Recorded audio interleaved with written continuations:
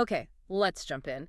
Today we're looking at Plato, a figure from ancient Greece who really didn't just contribute to philosophy. No, he practically built the foundation for all of Western thought. Exactly. He completely changed how we think about knowledge, society, hmm leadership, even what's real and what isn't. And to really get Plato, you have to picture the world he grew up in. He was an aristocrat in Athens, got the best education, music, poetry, gymnastics. So he was originally planning to be a writer, maybe a playwright. That was the plan. But this was a chaotic time for Athens. They were dealing with the fallout from a huge war, the Peloponnesian War. And that chaos, well, it shaped everything for him. And then came the big turning point. He met Socrates. Right. And this wasn't just him getting a new teacher. It was a total shift in his worldview. He just abandoned his old ambitions. Completely. Dropped the arts and dedicated his life to this really intense pursuit of wisdom and truth. And that's really what we're going to explore today, how Plato took these big, challenging ideas and organized them into a whole system. A system that covers everything from reality itself to the perfect government. And you'll see how these ideas they still influence you today, whether you know it or not. So first things first, we have to talk about Socrates. His influence is just massive. Everything. And what's so fascinating is that Socrates never wrote anything down. Not a single word. His whole method was just talking to people, going out in public and starting debates, asking questions, using logic. What we call the Socratic method now. Exactly.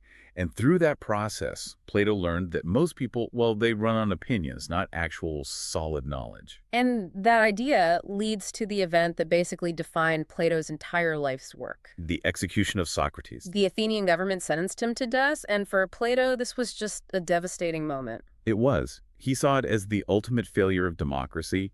Here was the most thoughtful man in Athens, condemned by a majority that was, swayed by fear and clever speeches. This convinced him that society needed a whole new way to think about law and leadership. He was sure the system was broken.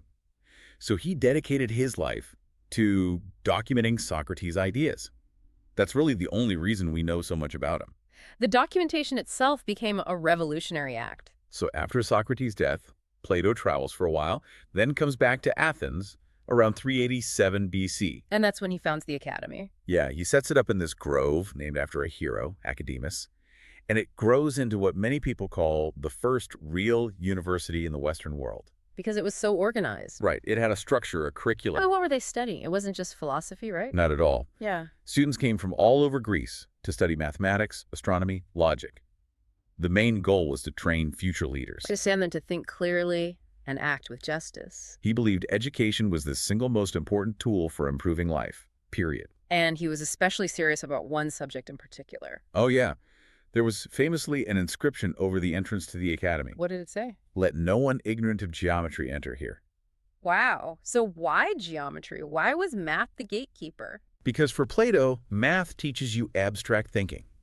A physical chair can break, it can decay. But the idea of a triangle or the number 2? That's eternal. It's a perfect, unchanging truth. He believed that if you could understand the perfection of geometry, you were on your way to understanding the true nature of the universe. Which is a perfect segue into his most famous concept, the theory of forms. Or the theory of ideas, yeah. No. This is the big one. So break it down for us. What is it? The simple version is this. Everything we see in the physical world, a chair, a dog, an act of justice, is just an imperfect copy. A copy of what? A copy of the perfect eternal idea of a chair or a dog or justice. He called these perfect blueprints the forms. So true reality isn't what we see and touch. Not at all. Our senses deceive us with temporary shifting things. True reality is in this higher realm of forms, and you can only get there through your intellect, through reason. You have to look past the appearances. And to explain how hard that is, he gives us the allegory of the cave. Right. So let's walk through it. Imagine a group of people who have been chained up in a cave since birth, facing a wall. And they can't turn their heads. Can't move at all. Yeah. Behind them, there's a fire, and people are walking past it carrying objects, which casts shadows on the wall in front of the prisoners. And since that's all they've ever seen, They believe the shadows are reality. That's their entire world. then one prisoner breaks free. He gets out of the cave and into the sunlight. At first, it's blinding. It's painful. He can't even look at things directly. He has to look at reflections first. Exactly. But eventually, his eyes adjust, and he sees the real world, the trees, the animals, the sun. He realizes the shadows were just illusions. And the sun itself is the ultimate source of truth, a symbol for the form of the good. Right. But here's the crucial part. He goes back into the cave to tell the others. And what happens? His eyes have adjusted to the light, so he can't see well in the dark anymore. The other prisoners think the journey outside ruined him. They think he's crazy. They'd rather stay with their shadows. They'd even kill him if he tried to drag them out into the light. And that, for Plato, shows you how hard it is to teach people the truth and why a teacher's job isn't to pour in knowledge, but to guide students toward the light. Okay, so this whole idea of reaching for an ideal truth leads directly into his politics, right? Into his most famous book, The Republic. It does. The Republic is basically a long conversation about what justice really is. And his conclusion is that justice in a city is like justice in a person. Exactly. It happens when every part does its specific job correctly, all working in harmony. So he designs this ideal city and he divides it into 3 classes. And this is important. It's based on natural ability, not on who your parents were. Okay, so what are the classes? First, you have the producers. These are your farmers, your craftsmen. They're driven by their appetites, and they provide for the city's needs. The largest group. By far. Then you have the guardians. They're the soldiers, the defenders. Their motivation is spirit or honor. And at the very top, the smallest group.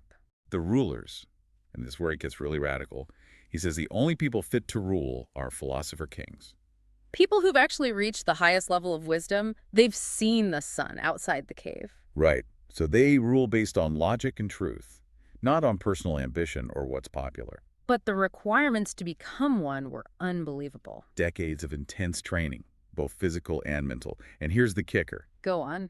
They weren't allowed to own private property. No personal wealth, no traditional families. Why not? To eliminate any conflict of interest. Plato believed personal wealth and family ties always corrupt leaders. If you take that away, their only motivation is the good of the state. He famously said only those who don't want to rule are actually fit to do it. If you actively want power, you shouldn't be allowed anywhere near it. Within this very rigid structure, though, he had some ideas that were, well, shockingly modern for his time. You mean his views on women? Yeah. Tell us about that. He argued that women should have the exact same opportunities for education and leadership as men. Which was unheard of in ancient Greece. Completely revolutionary. His reasoning was simple. The soul has no gender. So a woman's mind is just as capable of reason as a man's. So a woman could be a guardian? A guardian or even a philosopher king, if she had the talent. He thought a city that doesn't educate its women is wasting half of its potential. Okay, so that's his ideal state. But he also had a lot to say about how real governments fall apart.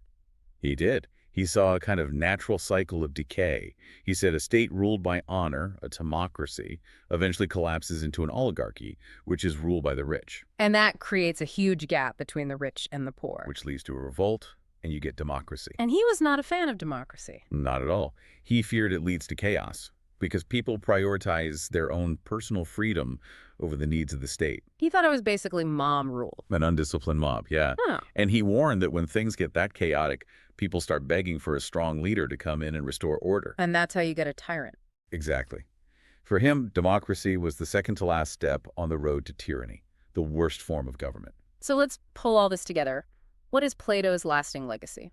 I mean, it's almost impossible to overstate. His ideas have shaped Western philosophy, science, and politics for over 2,000 years. The Academy itself stayed open for almost 900 years. 9 centuries. And it trained thinkers like Aristotle, who was his most famous student. And even our language is full of his influence. The word academy, the idea of a platonic relationship. It all comes from him.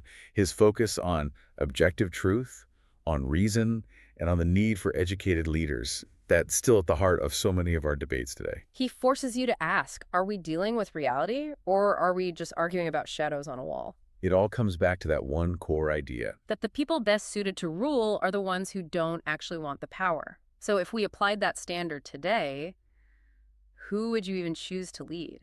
Good luck with your studies.